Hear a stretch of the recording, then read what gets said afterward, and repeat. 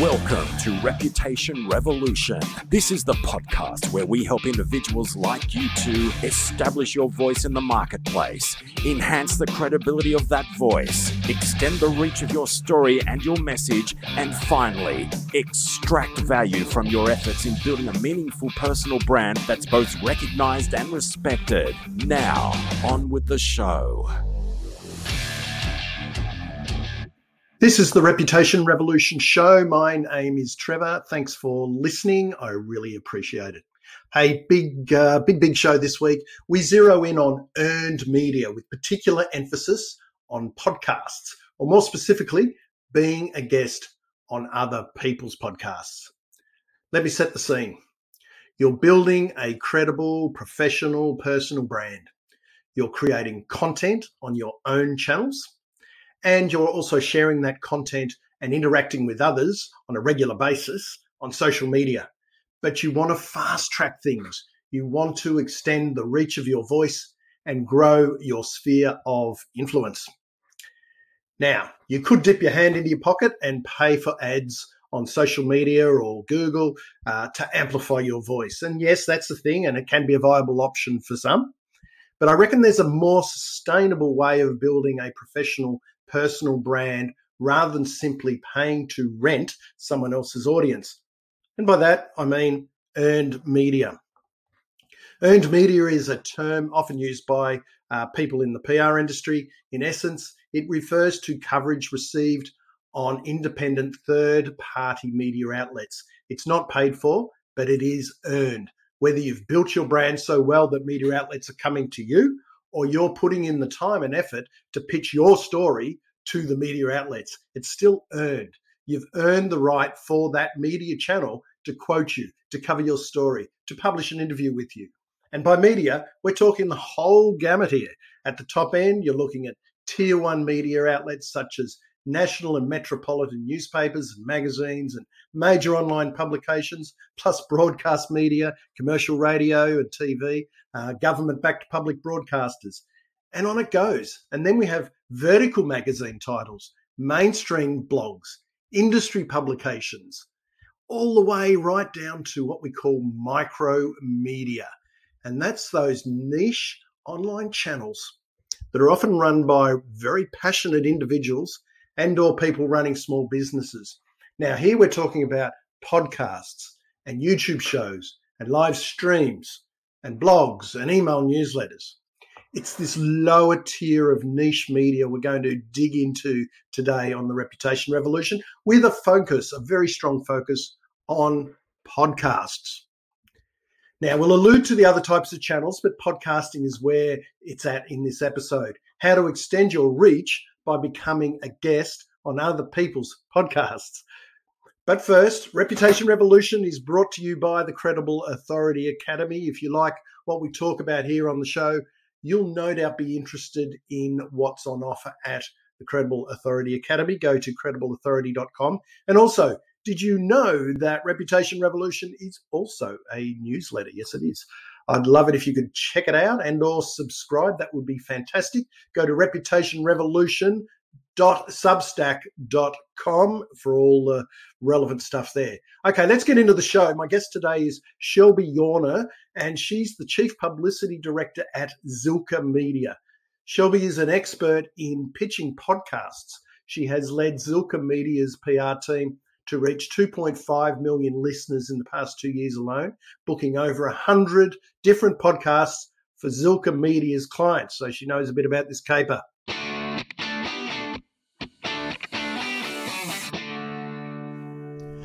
Welcome to the show, Shelby. Thank you for joining us here on the Reputation Revolution. We're going to get all into podcasting and being a guest on other people's podcasts, among other things. But before we get into the serious side, tell us just a bit of a thumbnail sketch about yourself and what you do at Zilker Media. Yeah, for sure. Thanks so much for having me, Trevor. So, I am the Chief Publicity Officer at Zilker Media. We're a boutique agency in Austin, Texas, and we really focus on people-driven marketing and branding. So, our philosophy is that people connect with people. They don't connect with faceless companies or organizations. And so, we're really industry agnostic. We work with clients across multiple industries, both consumer and B2B, with the philosophy that the spokespeople of those organizations, whether it be the CEO and founder or the entrepreneur, maybe they're even a solopreneur, or even other spokespeople at organizations, they really need to be the face and build up their personal brand, their personal platform, so that the organization can then grow along with their personal brand. So that's what we focus on. I focus specifically on helping folks do that through earned media. I can pitch anything, but recently I have been focusing on podcasts. We found that a lot of our clients just really love doing podcasts and they get a ton of value and results out of them. And you've also, I read where you've worked on a number of book launches and publicity tours. Quite a few famous books there. Chicken Soup for the Soul is a very long-running book title with multiple books now. I dread to think how many there are.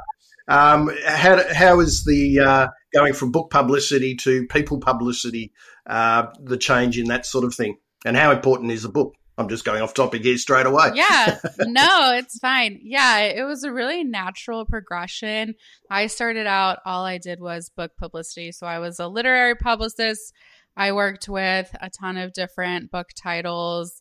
I did like Christian children's books or like self-help books, business books. And we were finding that a lot of our clients, they wanted to keep doing PR even after their book launch happened because, publicity kind of begets more publicity.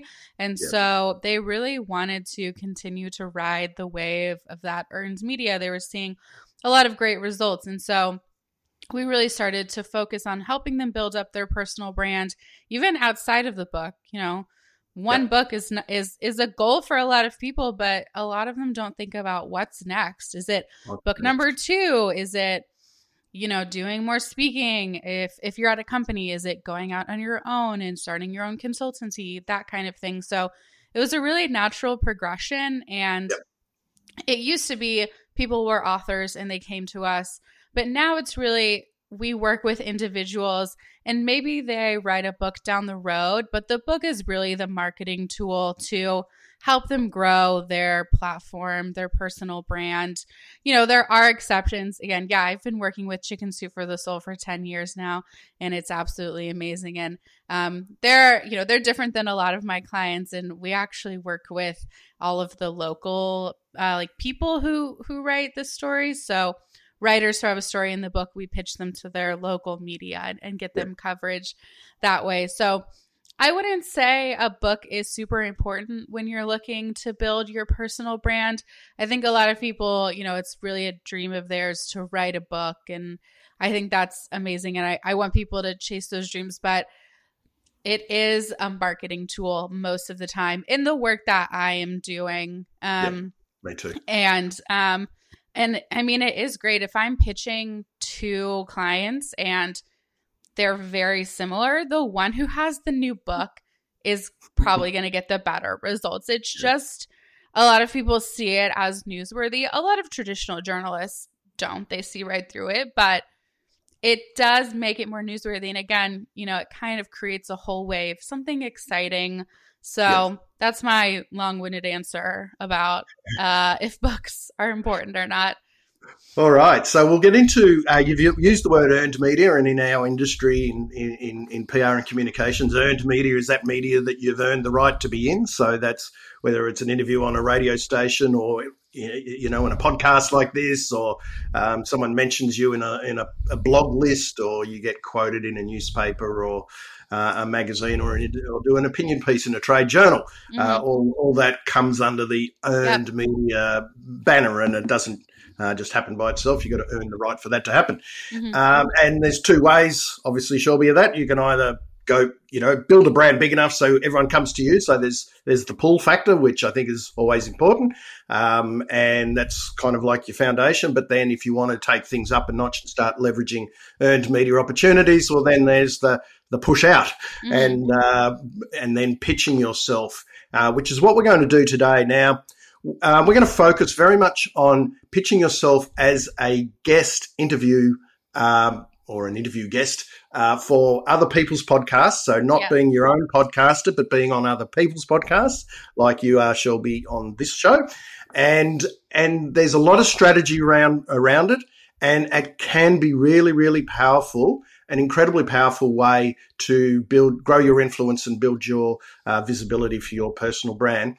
Firstly, why you're doing this a lot. If you can tell me how many, I know you've got some stats there about how many clients or how many minutes they've been on podcasts. It's a lot. So you've got a big pool of, case studies to fall back on to talk to us about. But what have you been seeing with people that are doing this and taking it seriously? You're not talking one-offs, but, making podcast guest interviewing a core plank of their communications platform. What are the benefits? What are you seeing? What are the trends? And let's kick off with all the positives and the opportunities. Yeah, for sure. I mean, one of the benefits, especially for entrepreneurs or business leaders who are wanting to dip their toe into earned media, is it can be a little bit of a lower pressure interview situation. It's not going on TV, you have 3 minutes, you have to have really tight talking points. It's a conversation about something they're passionate about. So I think that is one benefit that people don't talk about a lot. It's a way to start to get out there and to get some earned media. And we work a lot with marketing teams to reuse the content across owned and rented media channels. It's a great way to start garnering those opportunities. The second benefit that I really think about, and that this is something we coach our clients to change that mindset. It's not just an interview. It's not just a media opportunity. It's really networking. It's a different type of way to network. There's LinkedIn, and LinkedIn is having kind of a boom right now. People can network that way, of course, in person, but podcasting and guesting on other people's podcasts is a great way to maybe reach some people strategically in your industry, or who you want to create strategic partnerships with, or maybe you're just seeing a podcast and you're like, yes, this is something that I can talk about. This is in my industry, and it just leads to a connection that you never would have had before. We have a client who, he's B2B, he's in the flooring industry, and went on a podcast that, if you just looked at the numbers, it was really small. That's another thing too we coach our clients through, is not just looking at how many people does this podcast reach per month, because if you looked at that, it was a very small podcast, but he ended up getting a new business deal out of it. Like, to him, it was lead gen. And, there are, the list goes on of the different people that you're meeting who you maybe would not have met otherwise. And then with podcasting, of course, as you know, when this interview comes out, I will post about it on my channel, Zilker Media. My agency will post about it. And that cross promotion is really going to help to, getting into those second and third connections on LinkedIn, being able to reach an audience that you wouldn't have been able to reach before. Yeah, no, I agree 100%. And it's, I think when you look at it too, I mean, people get besotted with numbers. Oh, but if I'm on radio, I'm reaching X amount of people. But for a lot of people, they're in niche industries anyway, and radio, right, unless you get into or TV. You've got a really mainstream story, that's relevant for a general audience. It's not going to kind of work. So the point of podcasting is it can be quite niche. Mm-hmm. I'm the same as you. I always advise my clients, don't worry too much about the numbers. It's about building up your track record of being on podcasts. And sometimes this is the beginning. You get on podcasts, and we can talk about blogs and YouTube shows and other people's newsletters and that sort of thing. This is a stepping stone towards other types of media as well. So many aspiring thought leaders want to knock it out of the park and be in the big magazines and everything, and that's great, but it's going to take a lot of work, and it's best to build your bona fides first. So you pitch, basically, for context, you pitch your clients, the personal brands, and most are probably running personal brand-based businesses or, in charge of businesses on other people's podcasts around the world. What's the scene like? I mean, there's a lot of podcasts out there. How are you identifying the right podcasts? What should people, and by the way, people can go through and use a service such as Zilker Media, or this is something that you can do yourself as well. But what's the starting point is, how are you matching people with the right podcast? Because I get pitched a lot. And 99 times out of 100, they're probably misdirected, and it feels like I'm just on someone's list. Yeah. I mean, there are so many podcasts. It's really hard to find the right ones. Even if you have a podcast database, we use Podchaser, which I really, really like. There's still a ton of podcasts, and it's hard to find the right ones. I think it's important to look at your audience, who you're trying to reach, and see what podcasts they're interacting with online, and use that as a starting point. If you find one podcast that is a fit, you can go to the page on Apple Podcasts. You can scroll down to the similar podcasts, and you can kind of go down a rabbit hole that way. I know a lot of people always ask, how do I know if it's a good podcast? Like, quote unquote, what does that even mean? But again, if someone has a lot of reviews on Apple Podcasts, that's kind of a good way to just be able to quickly see if it's established or not. But again, you want to look at the host on LinkedIn. Do they seem like this is going to be a connection that's going to be relevant to the goals that you have? Look at their previous guests.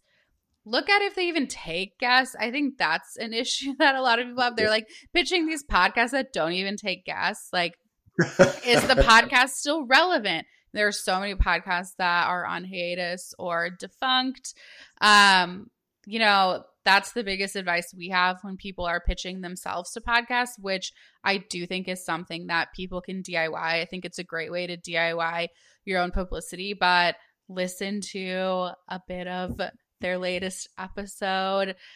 So once you find those podcasts that your audience is listening to, those are some ways to quickly vet. But I think the best way is listen, is this a host that you think your client or you are going to drive with, that kind of thing. And then simple things like, asking people in the network or the types of people that you're trying to reach. Ask them what podcasts do they listen to, and keep an eye on that side of things. I think anything like this, it's about having your radar on. And if you're going down this path, it's not a switch on, switch off thing. It's kind of having the radar on all the time. It's not like a campaign where we're going to go bang and we're just going to knock it out of the park for 3 weeks and then forget about it. Right. Sometimes you might book into a podcast and they might batch produce them, and you might not get up for another 6 months as well. So that's, I guess, if you have got a book, or there's a time thing of why you're going out for 6 months, I want to really hit podcasting hard. Be aware that there can be sometimes very much a lag in terms of when it goes up. Not all the times, right. But sometimes. Yeah, podcasts are like the new long lead media. Some of them, they're coming out months and months later. And that is one thing that can be frustrating for our clients. They say, oh, when is this interview coming out? And I wish I had the same answer for every single time, but it just really depends. And they might not know. Most of the time they do not know. So podcasts are, like I said, they're like networking. They're a completely new type of media. So I think a lot of publicists who are getting into pitching podcasts are finding that it's different beast, but I really enjoy it. I think it's an enjoyable type of media to pitch with the different types of topics and, like you said, super niche topics and the different type of people who are producing and hosting these podcasts. And I think the difference too here is that, you know, most haven't got a producer. Most are going to be one or two people running it.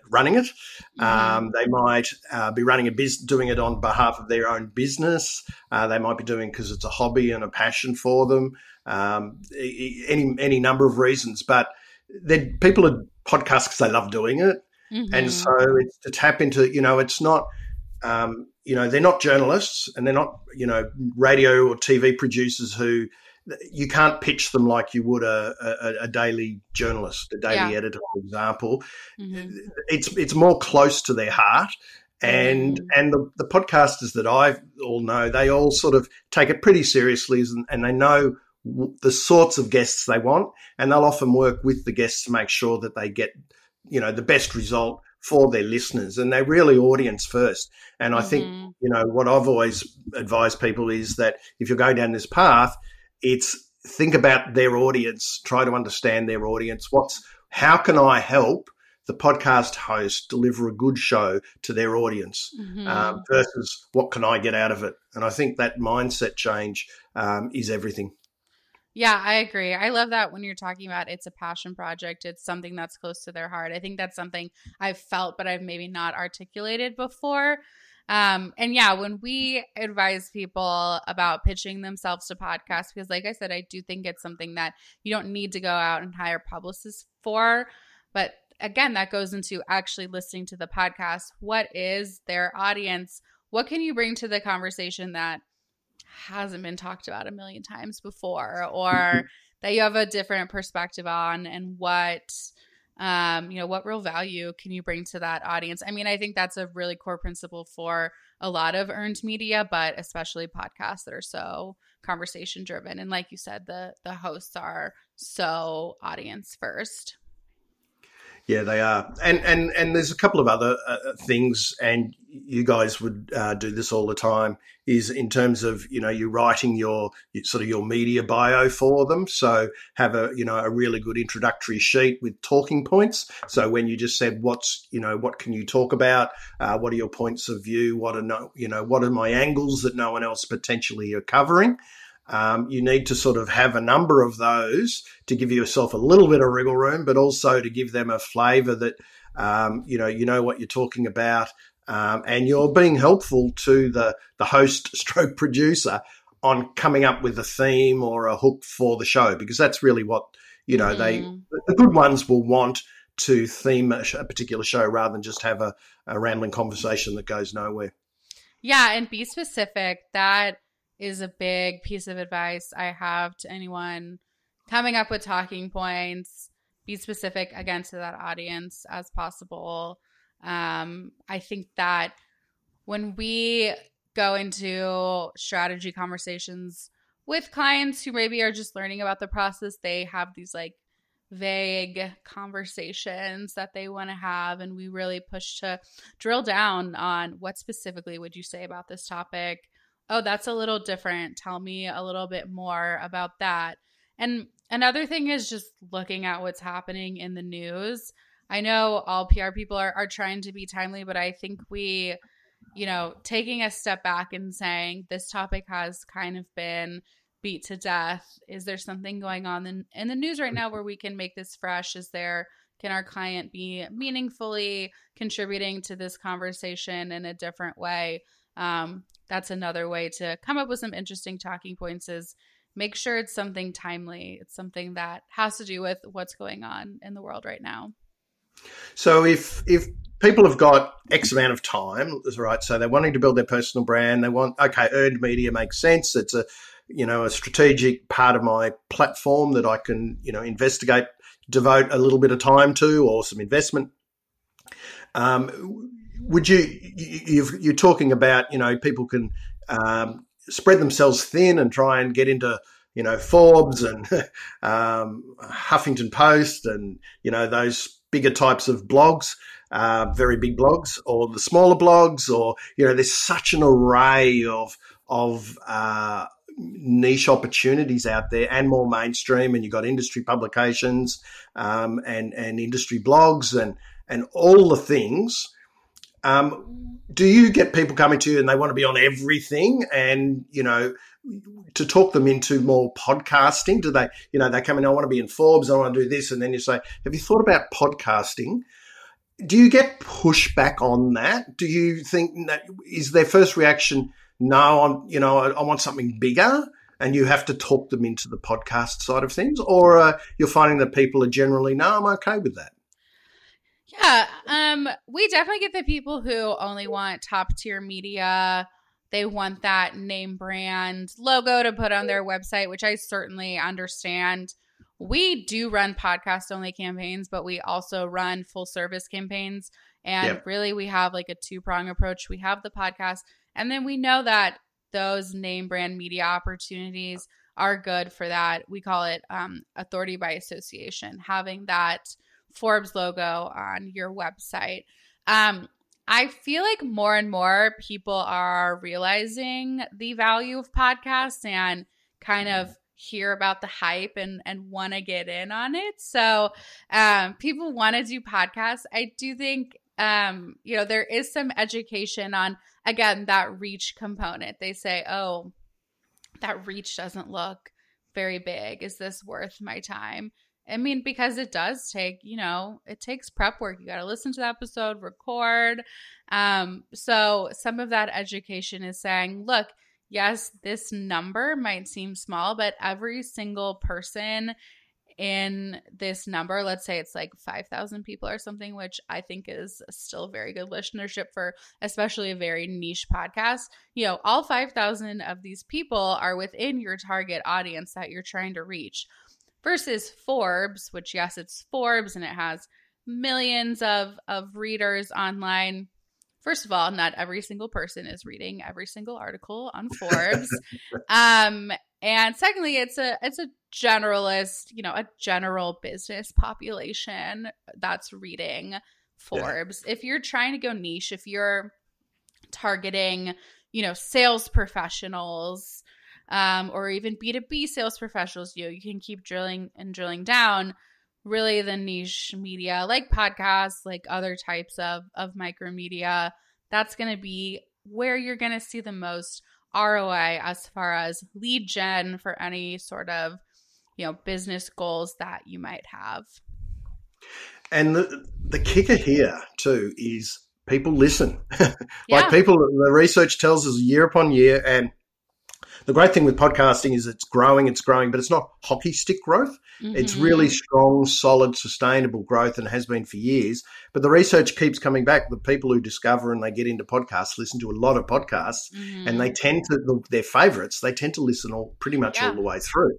So I think it's such a privilege to be in people's ears, for 20, 30, 40 minutes when, they're otherwise their thumbs flicking on LinkedIn or Twitter, and it's hard to catch their attention. So it's the quality of the attention too that I think you're getting. So, if it's a niche topic, and people aren't going to listen to podcasts if there's no interest there, right. And I'm not talking about, the big, there are podcasts now that are, entertainment podcasts, like, going back to Serial, and there's so many of them now that are like celebrity podcasts. We're putting those to one side that are, properly narrated, professional entertainment podcasts. We're talking about, business, leadership podcasts, whatever the space may be. But in terms of that, you've got the niche. So the people who are listening, you'd hope, are interested in that topic. Otherwise, they wouldn't be listening. And B, they tend to listen for a while. So the quality of the person who's listening, the audience, and the stretch of time has to be a factor, I believe. Oh, yeah, for sure. I mean, we all have our favorite podcasts that we don't miss an episode, and we know that Wednesday, the new episode of whatever drops. So I love how you put that. The quality of the relationship is super important. Another thing too, especially if you're being super results driven and ROI driven, if you have some sort of lead magnet or, something like that, every podcast is going to ask you, where can people go to learn more? You're going to ask me at the end of this interview, if you're in Forbes, you're going to be lucky if they link back to your website and give you a link back. And there's no way to kind of like directly have some sort of lead magnet. So also just from a purely like holistic marketing standpoint, I think podcasts are very specifically, situated to be able to assist in a lot of those goals. Yeah. And so, giving person, go if you want more, you want to hear more from Shelby, then this is the website, and then you can direct them to wherever you want. And sometimes people will say, oh, look, I've got this booklet or free ebook or something for your listeners. That's all part of the podcasting ecosystem, isn't it? And the value exchange, which, I think that if we think of podcasting as value exchange, I think it's a really good way to look at it. We were talking then about, sizes of listenership versus the quality of the listenership. And it reminds me of a story recently, and I the names are a little hazy, so I won't go into the names, but it was one of the biggest banks in Europe. And they wanted to get one of their very senior executives out there and building their brand and using that as to help build lead gen, because it was a very specific part of the bank. And they've discovered an influential podcast in England that was quite small but very, very niche in finance, this high end of finance. And they got so much value and leads off this one interview with a very small podcast, given that they were one of the biggest banks in Europe. And it just, I love hearing stories like that, where people have got those sorts of results and they're tangible. They got tangible leads and results out of that. And I don't think that's the reason to go into it, but it does go to show that if you hit the right audience and you've got the right message and they like you, people will check you out and you'll be on their radar. And at the end of the day, that's the hardest part. Look, we'll come back to podcasting, but I just want to also put into this bucket. You've used the phrase a couple of times now, micro media. I guess from that you're talking about a YouTube show, or again, the people who do podcasts their equivalent across other mediums. So whether it's YouTube or maybe in an email newsletter, some people have got magnificent newsletter niches. And then I guess you've also got, guest blogging as well. Used to be a thing. Yeah. Guest blogging was the original podcast interview. Where are you seeing those elements? I mean, everything that we're talking about kind of rings true. You're adding value to someone else's audience, right? And contributing value to them. And again, it's that value exchange. Is there much happening on that front where, people are doing guest blogging on a YouTube show versus a podcast? And we know today that a lot of times they're doubled up now, like this one, they're video and audio. And newsletters just continue to get bigger and bigger as the technology gets better, and people are building some tremendous audiences on newsletters. But of course they need content. They need people to talk to. What's your view on all of that side of things as an adjunct to the podcasting side of things? Well, just to answer your question about guest blogging, we're still doing a lot of guest contributed content, both on the top tier publications. Some top tier publications are still taking contributed content, and also on trade and B2B publications. I consider that micromedia. I consider micromedia anything super niche. So, some of these trade publications are absolutely massive and they're read by, everyone in that industry. Is that still considered micromedia? I'm not sure. It gets a little blurry there, but we are still doing guest contributed articles, especially in trade publications. I think that's an amazing way for B2B companies. A lot of clients like it too, because you can control the message, what is being put out there. even though these articles, obviously they're not promotional, they are giving that value. So it's that value exchange. So we are still doing a lot of guest contributor articles. I think those are, a great way and a big part of our strategy. As far as YouTube and podcasts, I love that so many podcasts are video now. I wish I had a better background today. Sorry. So this will look better on video, but video content is it's so important for social media. So being able to have that video content to remarket across channels is super great. And I am super fascinated by Substack right now. And I mean, just how it's, these journalists they're building their individual platforms on Substack, and then they are putting that behind a paywall. That I think is super fascinating. And I am really looking at that over the next year. I subscribe to a bunch of journalist Substacks because they're giving me great information. And, I'm happy to pay for that. And especially just the state of journalism and journalists not being paid. I think that's a really interesting thing that's happening. But yeah, newsletters, and now LinkedIn has their own newsletter feature. So we're getting like super meta. But, again, those are, you think of someone being an influencer, they don't have to be, a famous Instagrammer or whatever to be considered an influencer. They can be, a business person on LinkedIn you think has really great content, and then they have someone come and write something for their newsletter. That can be just as powerful, I think, as going on, some big business publication or something like that. Or be an interview subject for their newsletter as well. So, right, it goes both ways. There's all of those sorts of things. And just for context, Substack, I think most people probably know what a Substack is, but it's a fast-growing newsletter platform, probably the biggest one out of the blocks at the moment. It's adding new features all the time. It's actually a podcasting platform as well now. Oh, I didn't know that. So you can I've just Reputation Revolution. The podcast has got a Substack, so reputationrevolution.substack.com if you want to go and check there and subscribe. But we also I also share the podcast and put it embedded into the newsletter every fortnight. So it's another great distribution point. And it's for people who don't want to set up their own WordPress site and blog and everything. We're digressing again.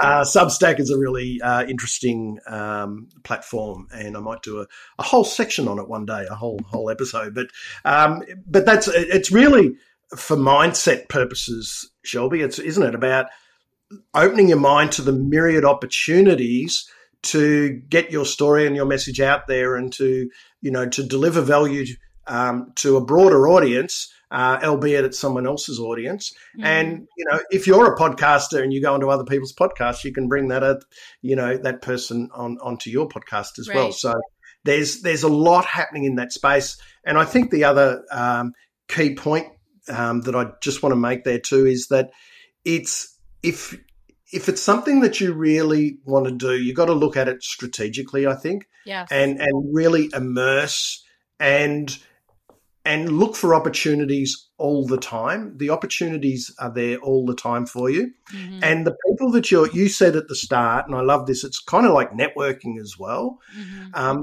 The good part about it is that, you make friends with, people that they're influential in their own right. And you're building this circle of influence over and above reaching new audiences. And I think that that's critical. And one more point before I jump out of this one, I've been meaning to come back to this one.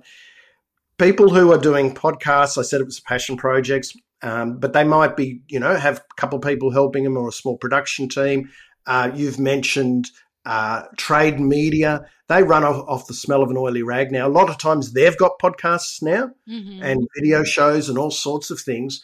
So they all need content. They all need content. They haven't got the staff and the resources to continually be doing this. They need help. And if you can deliver help and be genuine about it and deliver really good value, that you're being useful to them as well. So, it's, if you look at it that way, it's a really good win-win, I think, for all parties. Yeah, I agree. I think that's why we have had so much great success with contributed content at B2Bs. Some of these trade pubs have like two people working there. And so I always remind my team and our clients, publicists, our job originally was to make things easier for the media. And so we can't lose track of that. And like I said, I love everything you just said about being genuine and being authentic. Even though, yeah, you have goals that earned media is going to help you with, you don't want to lose track of that. Yeah. And so what are some kind of success stories with some people that you've got clients now and they've gone down this path and they just continue on getting podcast interviews and how it's building their business? Are you finding that people would rather come in and just do a couple a month and just keep it ongoing, low level, drip feed out? And over time, the aggregation of all that, the accumulation of those really starts to add up? Or are you more about, give us 3 months and we'll see what we do and, hit it hard? Where are you mainly seeing things in that space? And what are the benefits, I guess, of both? Yeah, ideally it's ongoing. Like I said, we'll work with book launches every once in a while. And book launches used to be really old school. You would want all the media to happen on pub date or maybe the week around pub date. But even now, the traditional book publishers want some podcasts to drip out before pub date to help with pre-sales and things like that. So even with my book clients now, I tell them it's not a launch date, it's a launch year. You really want to be spreading it out over that year because it's just, you want to have that consistent media. And again, I work with a lot of marketing teams, both here at Zilker Media and my clients' marketing teams, and they want that content that they can be posting on their social media, be reusing on all of their channels. So they like when it's stripped out like that. So that is what I prefer. I think that is the strategic way to do it. And yeah, we've had clients who we've been working with for years, and we had a client recently who came to us and had zero media experience, really did not understand a lot of the process. And by the end, he loved doing podcasts. He did come out with a book, and it was a book as a marketing tool to help his consultancy that he had. And I think did like 50 podcast interviews around the book launch. And again, it was about a year or so, I think, and really just grew his business that way, grew his speaking. And we like working with people ongoing. There's always more podcasts to pitch. There's always new topics to explore. So I think it's, again, obviously, I think it's a great strategy for people to be utilizing. I think the drip feed, is good. We had a recent guest on here, Oscar Trimboli, and he's grown an international business from Sydney in Australia, and very much off the back of podcast being a guest interview. And he's been, I think, at it for about, if I recall, 5 years. It was this season, Oscar Trimboli, the episode number escapes me. But he was doing 2 every month. He just does 2 every month for years and years and years. And he's really racked up hundreds of them, and he makes them part of his marketing month. And that 2 don't pop up every month, but he does right. 2 a month. And then, they're just continually just dripping out, and it doesn't kill him in time, albeit he's in Australia, so some of his interviews are in the middle of the night. But it's not like he's doing it all the time. He just does 2 a month, and they're just steady. And he tells the story about how he's grown his business and got one of his best clients has come from listening podcasts to his podcast. So he's guest podcasting. So we hear these stories all the time. You'd hear them all the time. And I do like that strategic, sustainable. You're doing the work, doing less work over a period of time. So in aggregate, you're going to get the results. And I think that's when it really, really works, rather than just get in, quick hit. Sure, if you've got a book and everything, but most people haven't got books. So there's that sort of things. Just conscious of time, Shelby, thank you very much for sharing all your knowledge and wisdom. Just can we finish up with some tips on if people are going to DIY, what they should look at, make a couple of the mistakes that people are making and the things that they should be aware of? Yeah, I think one of the biggest mistakes is not listening to the podcast, not kind of just doing that simple step of, is it, do they even take guests? Is this podcast current? And every podcast pitch we send out, including the one that my publicist Hannah sent to you, we listen to an episode of the podcast and we talk about what we liked about that episode, what we're going to take it away. And again, trying to be really genuine about it. So if someone's going to DIY their own publicity, I would, I think a lot of people are like, oh, my bio needs to be great. My talking points need to be great. And I do think those are important, but also just listening to the podcast, trying to make that connection with the host is even more important. And even just asking, hey, are you looking for guests right now? Because like you said, people, they batch produce. And so I think we have heard that people like when we ask and we're just like, hey, are you looking for a guest right now? Are you looking for someone specific? And just start there and see. People might say, yeah, I'm looking for guests right now. Send me more information. And that's when you can send that bio and those talking points that you've spent so long crafting. But what people don't want to see is just, hey, do you want me to come on your podcast? Here's more about me. Here's what I can talk about. Just being very assumptive and not leading with that value lead for their audience. So I would say that's one of the simplest things that people, get wrong a lot of the time, is just not sitting down, listening to the podcast and making that connection with the host.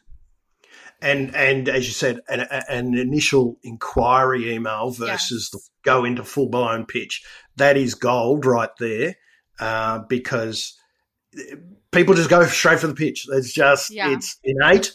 Often if you're, not thinking about it too much, you will over pitch anyway. You'll oversell yourself and not look at them as their, as the podcaster and the person who runs the audience. But launching straight into a pitch, which might not be right anyway, I think that inquiry, that softer approach, it worked with me. Put it that way. And I get a lot of pitches, and mostly they're wrong pitches, and they come straight in hard. Yeah. And I think that that approach is probably more the way I like it. Unless you really know the podcast, you really listen to it for years and it so well, and you've got a real, the timing's right and everything's right. There's nothing wrong with going in with a pitch and hitting it if you reckon you can get it spot on. But I think that's gold. And you're right, listen to the podcast, and that's where the grunt work comes in. That's the preparation, and that's why there are people such as yourselves out there, because it does take time to identify. You use Podchaser, and Podchaser is something that I've looked at over the past year. I sort of check in and out of that one. There are other tools, but it's a fragmented market. It's not the easiest to identify the right podcast. So there is grunt work in that. There's grunt work in then identifying them, and then you have to listen to them. That's part of the identification process. And then that's all in advance of pitching. But if you're serious about it, again, don't knock yourself out trying to do 20 or 30 at once, but just start dripping those out and get better at the pitch for it. And you'll soon learn. And don't take rejection.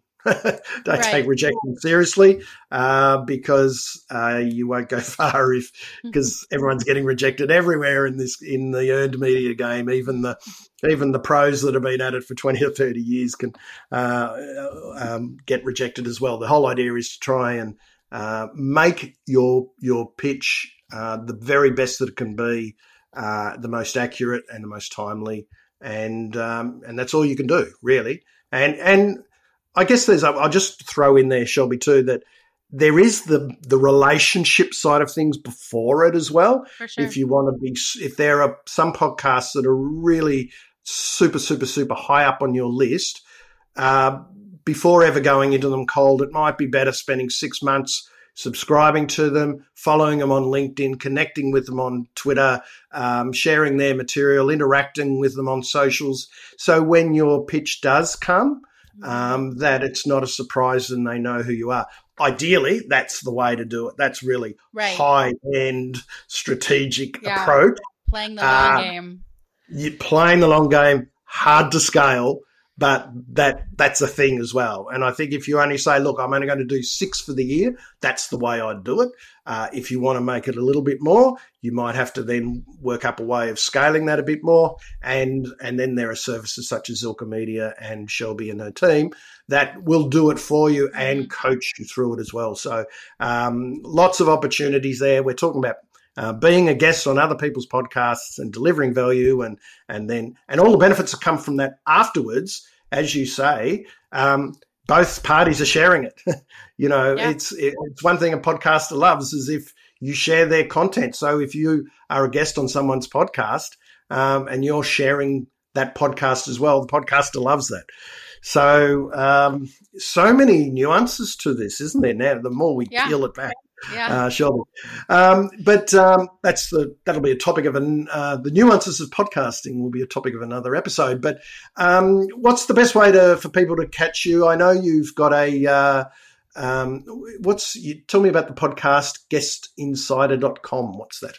Yeah, for sure. So Zilker Media, like I said, we run podcast and full service campaigns where we do it for you, but we also have podcastguestinsider.com, which is a great resource for people looking to DIY their own podcast pitching. And it's not a database. We talked about Podchaser, which is a website where you can get contact information for every single podcast in the world. Yep. Podcast Guest Insider is our curated list. And you sign up and you get 2 emails a month with podcasts that we suggest you pitch yourself to. We have 3 niches: health, entrepreneurship, and business. So we're still doing a lot of the legwork for you with recommended podcasts, what kind of guests they're looking for, and contact information. But then you go and pitch yourself. So again, it's great for someone pitching themselves, or if they have a marketing person or marketing team. It's a great resource that we've gotten some good feedback on. So right now we're doing your first month free at podcastguestinsider.com. Fantastic. And Zilker Media is the do it for you publicity machine. Yep. Terrific. All right. Well, thanks very much for that, Shelby. Great to have you on. Great to talk podcast, very meta, of course, you being a guest on the podcast, talking about podcast guesting. Yep. And that appeals to me. And thank you very much for your time. Awesome. Thanks, Trevor. The reputation economy is here. The world today needs more genuine, credible experts and leaders to stand up and share their experience, their wisdom, their stories and ideas. Are you in?